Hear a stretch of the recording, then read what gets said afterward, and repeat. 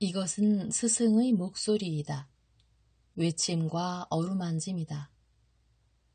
이 목소리가 회개하기를 원치 않는 사람들에게 말할 때에는 외침이 되고, 비록 불완전하더라도 하느님과 그분의 말씀을 찾아내려는 착한 뜻을, 하느님과 그분의 말씀을 찾아낸 다음에는 자기를 거룩하게 하려는 착한 뜻을 가진 사람들에게 말할 때에는 어루만짐이 된다. 이 사람들에게는 말씀이 친구의 어루만짐이 되고 예수의 축복이 된다. 65. 과월절 전 금요일 제4부 라자로와 함께 과월절 만찬을 드시다. 374. 1946년 2월 3일 예수께서 라자로의 저택에 들어가실 때 그분께서는 베타니아에서 온 하인들이 그 집에 가득 차 준비에 골몰하고 있는 것을 본다. 작은 침대에 누워 있으면서 아주 심하게 고통당하고 있는 라자로는 창백한 미소를 띤 채 선생님께 인사드린다. 예수께서는 서둘러 그에게로 가셔서 그 작은 침대 위로 다정하게 상체를 숙이시며 물으신다. 나의 다정한 벗이여, 마차의 흔들림 때문에 많은 고통을 당했지요. 아주 많이요, 선생님. 자기가 겪은 고통을 떠올리는 것만으로도 두 눈에 눈물이 고일 정도로 기진맥진한 라자로가 대답한다. 그것은 내 탓이요. 나를 용서해 주시오. 라자로는 예수의 한 손을 잡아 자기 얼굴로 가져가 그 손을 자기의 피골이 상접한 뺨에 대고 비비고 입 맞추며 속삭인다. 주님, 그것은 주님 탓이 아니었습니다.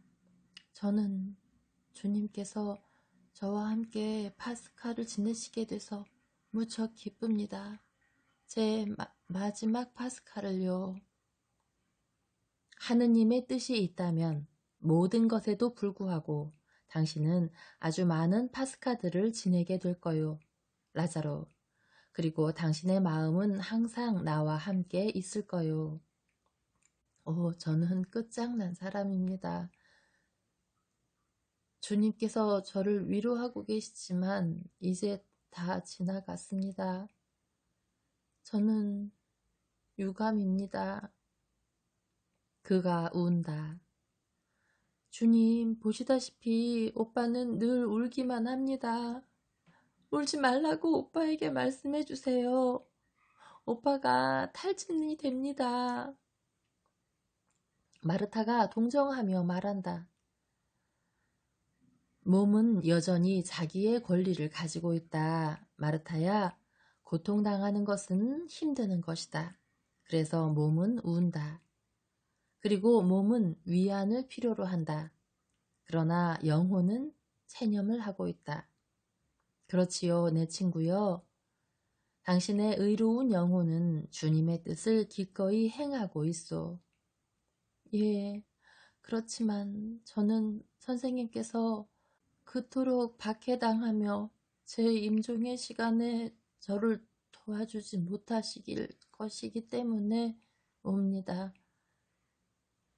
저는 죽음을 생각하면 몹시 떨립니다. 죽기가 두렵습니다.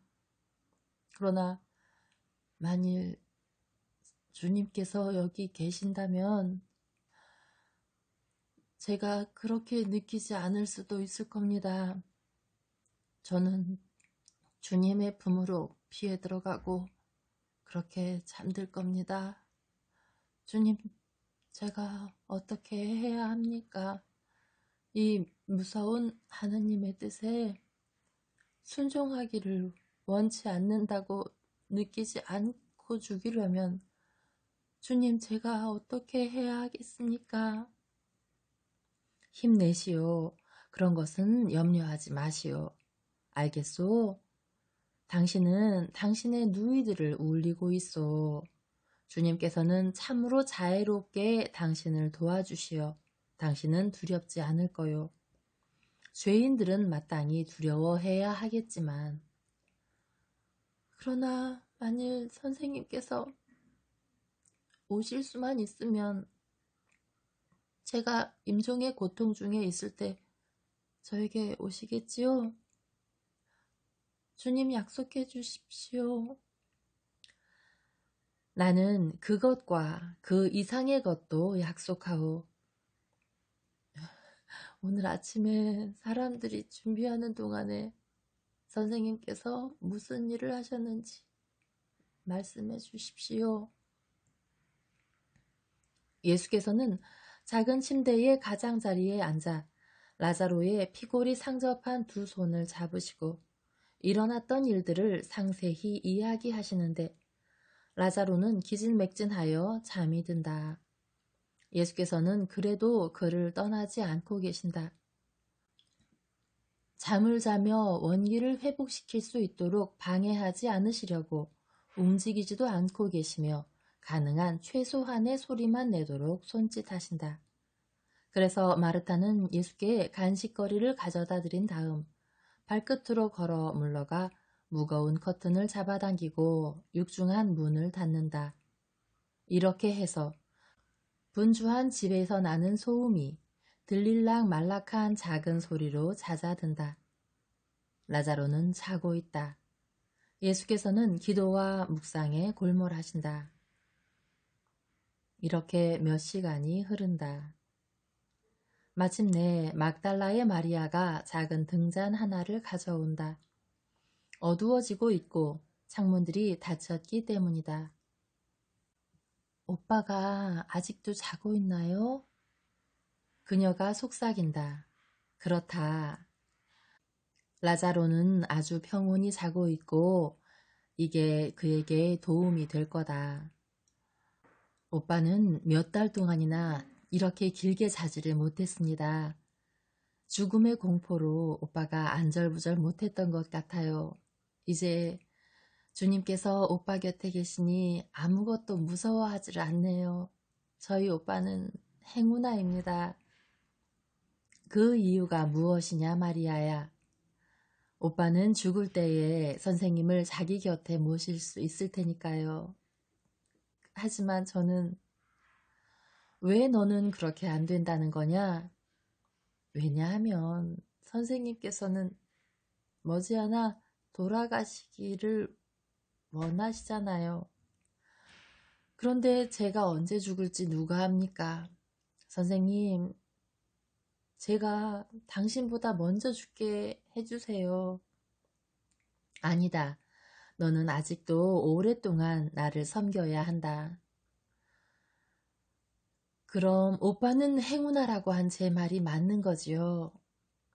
사랑받는 사람들은 모두 내 오빠처럼 운이 좋을 것이다. 그보다 더. 그들은 어떤 사람들입니까? 순결한 사람들이지요. 그렇죠? 전적으로 사랑할 줄 아는 사람들이다. 예를 들어 마리아 너 같은 사람. 아, 선생님.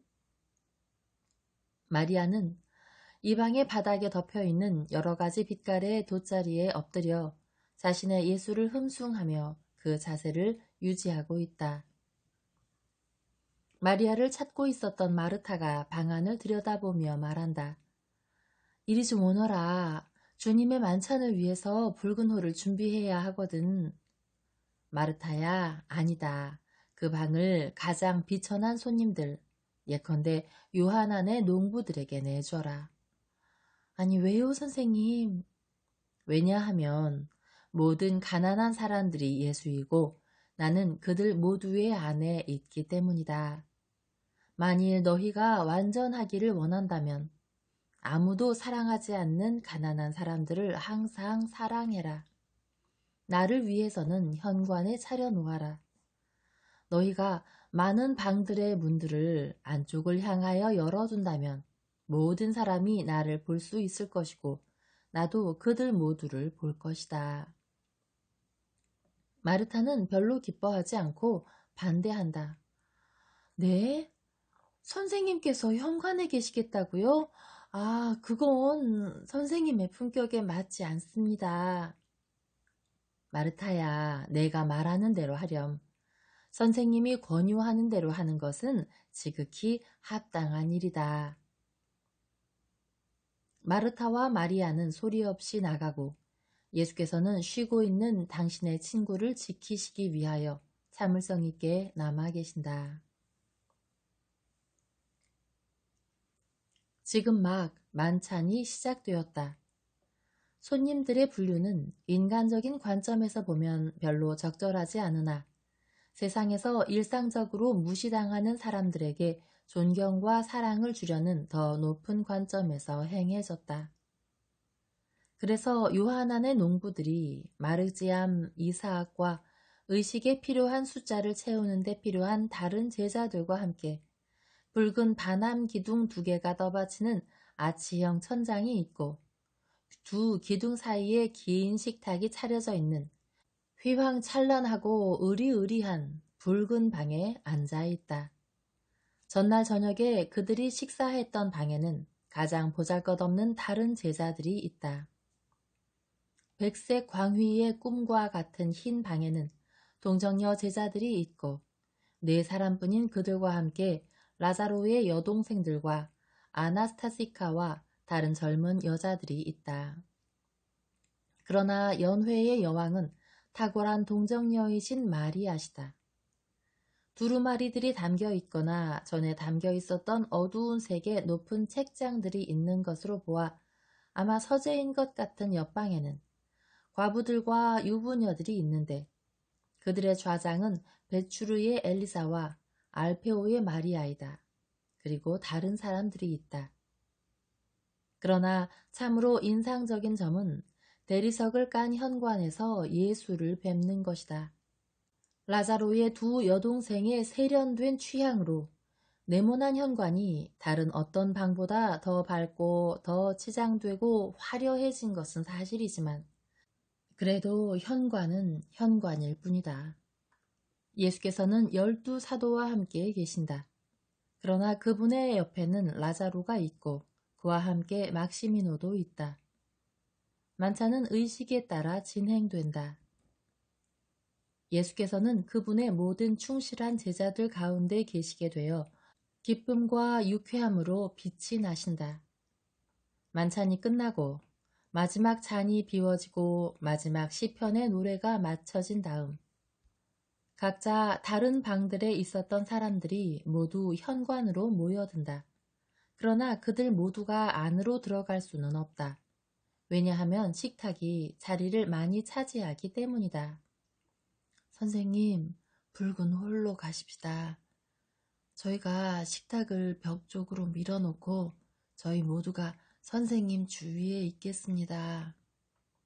라자로가 하인들에게 그렇게 배치하라고 손짓하며 제안한다. 밝은 샹들리에 불빛 아래 값진 2 기둥 사이에 한가운데 놓여있는 만찬에 사용된 2개의 침대 의자로 만들어진 높은 받침대 위에 올라 앉아 계시는 예수께서는 지금 참으로 그분의 조신들에 에워싸여 옥좌에 앉아있는 왕과 같으시다. 만찬 전에 입으신 그분의 아마포 옷은 마치 값진 실로 짜인 것처럼 반짝이고 벽들의 불투명한 붉은 빛과 기둥들의 밝은 붉은 빛을 배경으로 훨씬 더 희게 보인다.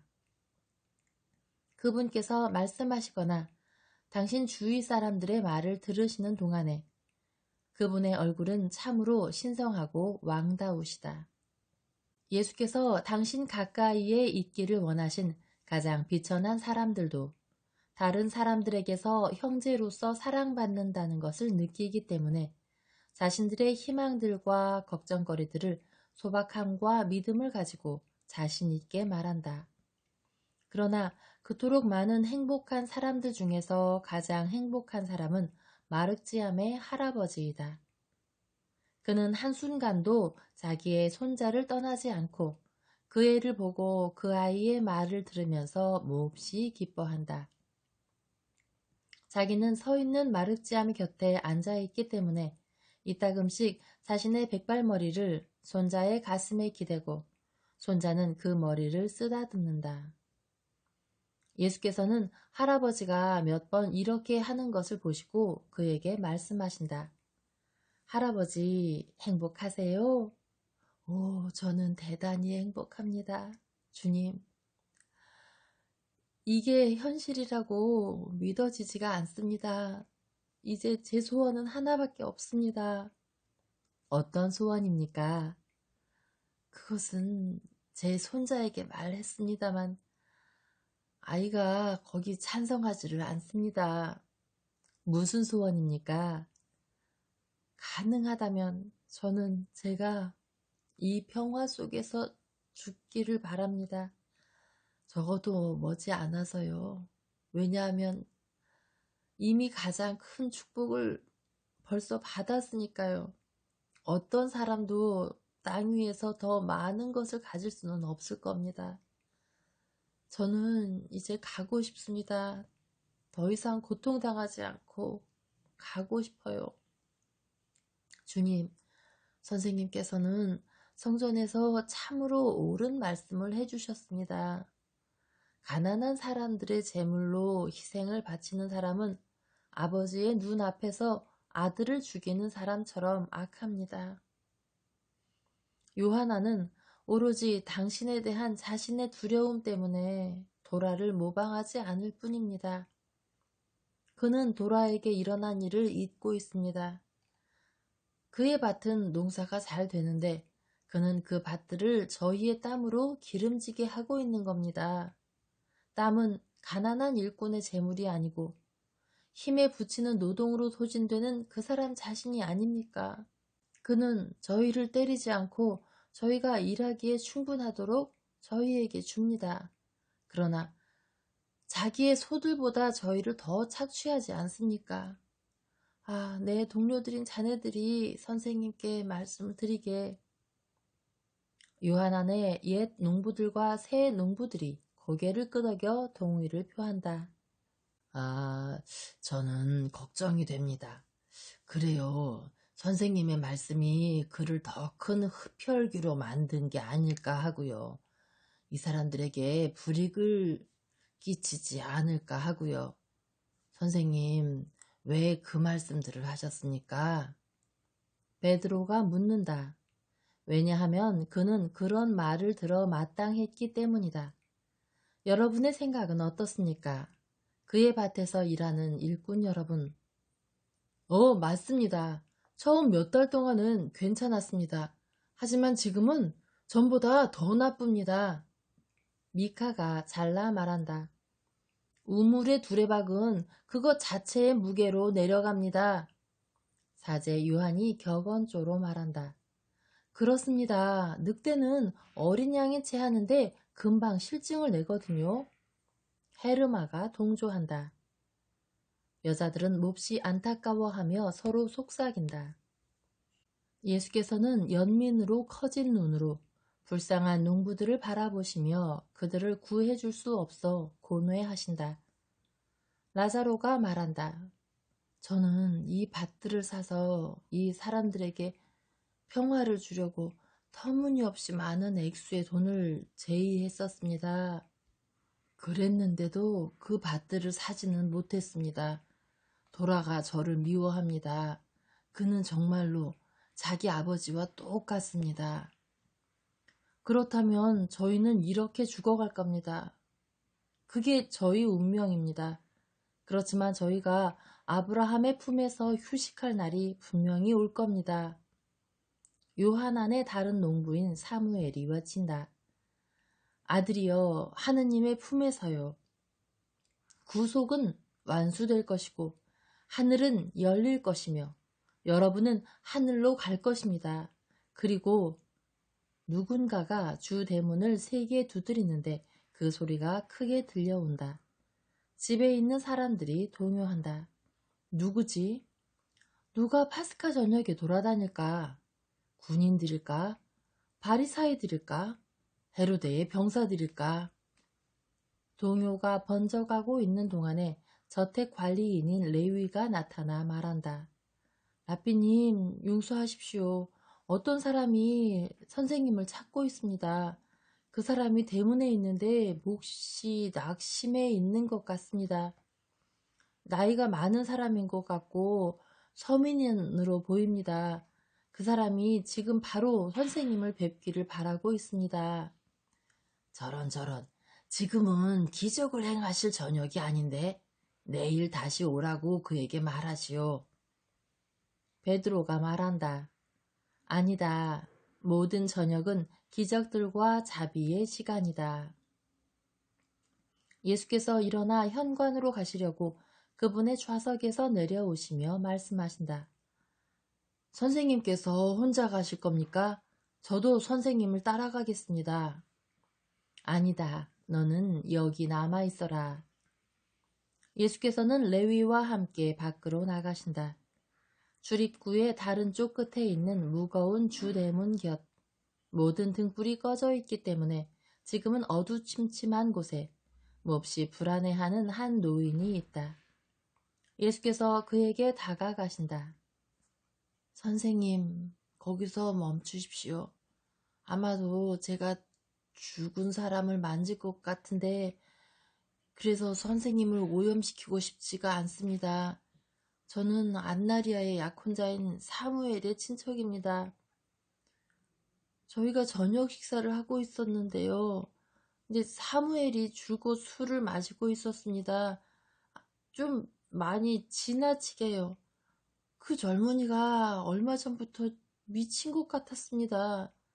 주님, 그건 양심의 가책 때문일 겁니다. 아주 많이 취했는데도 계속 술을 마시면서 말을 했습니다. 이렇게 하면 나는 그분을 미워한다고 내가 말했던 것을 기억할 수 없게 돼요. 왜냐하면 제가 그 랍비를 저주했다는 것을 당신에게 말씀드려야 하니까요. 저는 그 사람이 카인 같아 보이더라고요. 계속 되풀이해서 그 말을 했거든요. 제 악은 너무 큽니다. 저는 용서받을 자격이 없어요. 잊어버리려면 술을 마셔야 돼요. 왜냐하면 자기 하느님을 저주하는 자는 자기의 죄를 짊어지고 다니고 죽어야 한다고 쓰여 있으니까요. 이렇게요. 그 사람이 이렇게 미쳐서 날뛰고 있을 때 안나리아의 어머니 친척 중 한 사람이 안나리아를 버린 것에 대해서 그 사람에게 물어보려고 그 집으로 들어왔습니다. 아주 완전히 취한 사무엘이 거친 말로 대답을 하고 그 사람은 사무엘이 자기 집안의 명예를 손상시키고 있다고 손해배상을 청구하기 위해서 재판관에게 끌고 가겠다고 위협을 했어요. 그러니까 사무엘이 그 사람의 뺨을 때리고 두 사람은 서로 주먹다짐까지 했습니다. 저는 이렇게 늙었고 제 누이도 늙었고 제 하인도 하녀도 다 늙었습니다. 저희 이 네 사람과 사무엘의 여동생들인 그 두 처녀들이 무엇을 할 수 있었겠습니까? 기껏해야 소리 지르고 그 사람들을 떼어놓으려고 애써본 것밖에 없는데 더 이상은 어찌 해볼 도리가 없었습니다.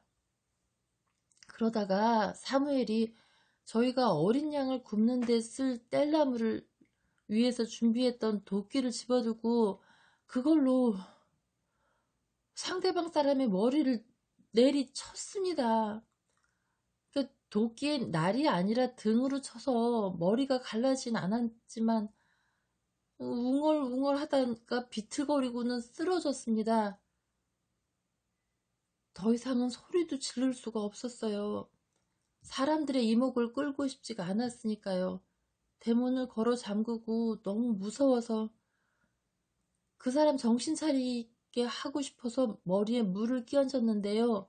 계속 웅얼웅얼거리기만 합니다. 틀림없이 죽어가고 있을 거예요. 아니 죽은 것 같이 보이기도 하고 그래서 선생님을 부르려고 이리로 달려왔습니다.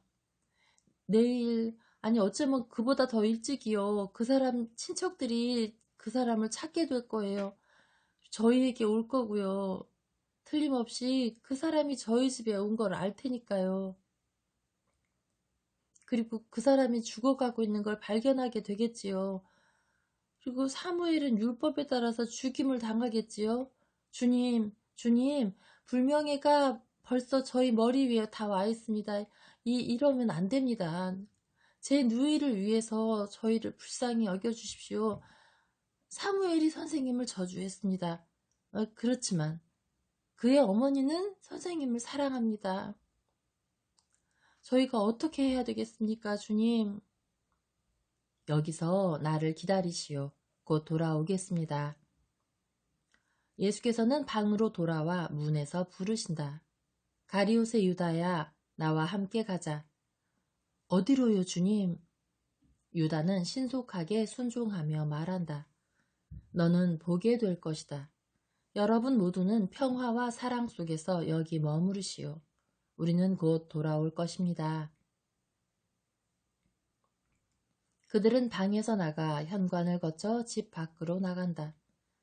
그들은 인적 없는 어두운 거리를 지나 비극적인 집에 금방 도착한다. 사무엘이 집이요? 왜요? 조용히 해라, 유다야.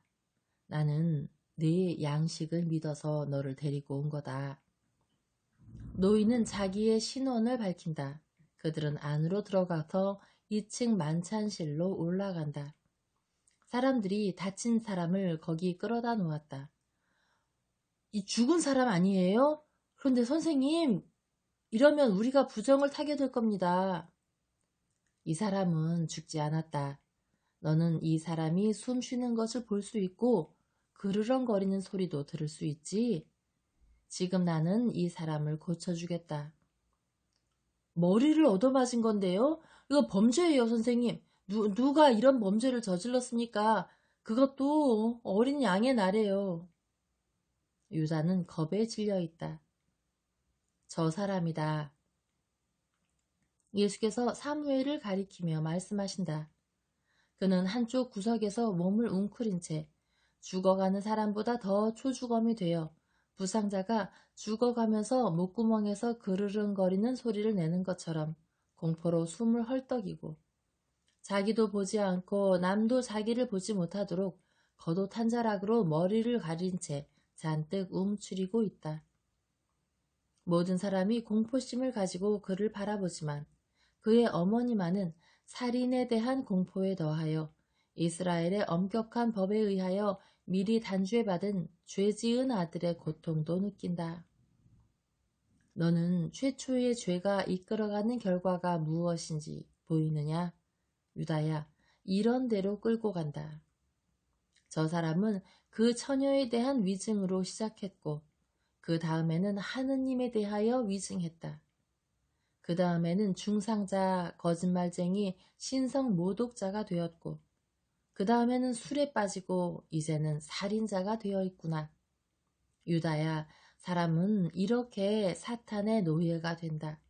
항상 그것을 기억해라. 예수께서 팔을 펴서 사무엘을 가리키시는 동안에 그분께서는 무서우리만큼 엄숙하시다. 그러다 사무엘의 어머니를 바라보시는데 그녀는 덧문에 기대어 겨우 서서 공포에 질려 죽어가는 것처럼 보인다. 예수께서는 서글프게 말씀하신다. 유다야, 어머니들은 자기 아들들의 죄 말고는 아무 죄도 없이 이렇게 죽임을 당한다. 가엾은 어머니들, 나는 저 어머니를 불쌍히 여긴다. 나는 이 어머니 때문에 마음이 아프구나. 나는 어머니들을 불쌍히 여긴다. 내 어머니에 대하여 동정을 보지 못할 아들인 내가. 예수께서는 우신다. 유다는 어리둥절해서 그분을 쳐다본다. 예수께서는 죽어가는 사람에게로 몸을 굽히시고 한 손을 그의 머리에 얹으신 다음 기도하신다. 그가 눈을 뜬다. 그 사람은 몽롱하고 놀란 것처럼 보인다. 그러나 곧 정신을 차린다. 그리고 두 팔로 땅바닥을 짚고 일어나 앉는다. 그가 예수를 쳐다보며 묻는다. 누구십니까? 나는 나자렛의 예수요. 거룩하신 분이시여. 그런데 선생님께서 왜 여기 제 곁에 계십니까? 제가 지금 어디 있는 거지요? 제 누이와 그의 딸이 어디 있습니까?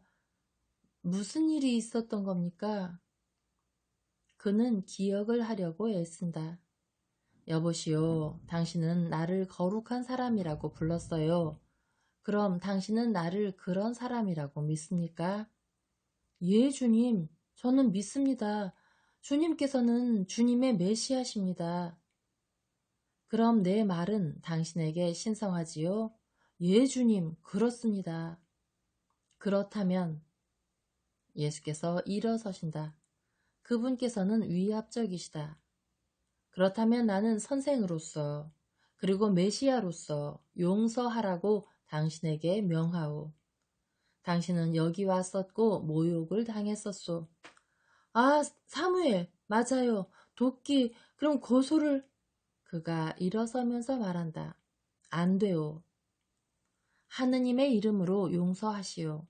그것이 내가 당신을 고쳐준 이유요. 당신은 안나리아의 어머니가 고통당했기 때문에 그녀를 돌보고 있소. 사무엘의 어머니는 훨씬 더 고통당할 거요. 그러니 용서하시오. 그는 다소 망설인다. 그는 가해자를 분명한 악감정을 가지고 바라본다. 그는 또한 괴로워하는 어머니를 바라본다. 그는 자기에게 명령하시는 예수를 바라본다. 그는 결심을 하지 못한다. 예수께서는 두 팔을 벌려 그를 끌어안으시며 말씀하신다. 나를 위하여. 그 사람은 울기 시작한다. 이렇게 메시아의 두 팔에 안겨 그분의 입김을 머리카락에 느끼고 상처 입었던 곳에 입맞춤을 느끼며 그는 운다. 예수께서 말씀하신다. 그렇게 하시지요. 맞지요? 당신은 나에 대한 사랑으로 그를 용서하시는 거지요. 아, 자비로운 사람들은 복되도다. 내 가슴에서 울고 또 우시오. 모든 악감정이 눈물과 함께 빠져나가기를 원하오. 완전히 새롭게, 완전히 깨끗하게. 자, 이렇게. 온유하시오. 오, 하느님의 아들이 마땅히 그래야 하듯 온유하게. 그는 바라보며 여전히 울면서 말한다.